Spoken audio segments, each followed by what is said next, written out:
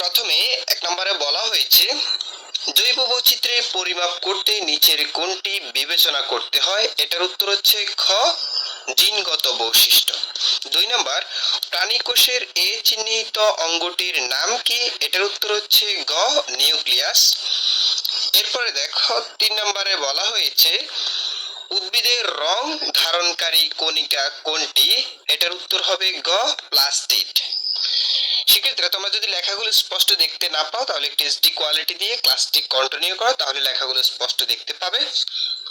এরপরে বলা হয়েছে 4 নম্বরে কোনটি থেকে পেন্সিলিন তৈরি হয়? তো সেক্ষেত্রে এটার উত্তর হচ্ছে ক শৈবাল।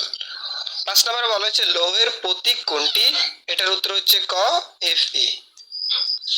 এবার 6 নম্বরে বলা হয়েছে যে বস্তু অন্য বস্তুকে দ্রবীভূত করে তাকে কি বলে? তাহলে সেটার উত্তর হচ্ছে ক দ্রব।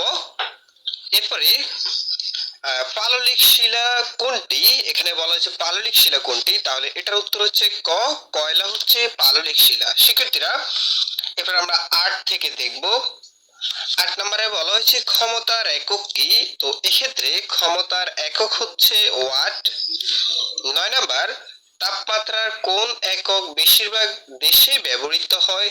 তো সেক্ষেত্রে এটার উত্তর হচ্ছে ক সেলসিয়াস। শিক্ষার্থীরা 10 নম্বরে বলা হয়েছে পদার্থের মৌলিক কণিকা নয় কোনটি? এটার উত্তর হচ্ছে গ নিউক্লিয়াস।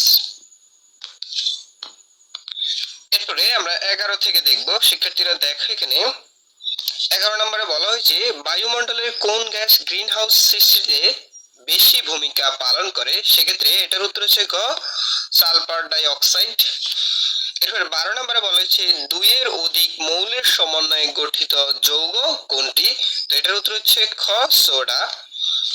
এরপরে 13 নম্বরে বলা হয়েছে কোষের শক্তি ঘর কোনটি? এটার উত্তর হচ্ছে গ মাইটোকন্ড্রিয়া।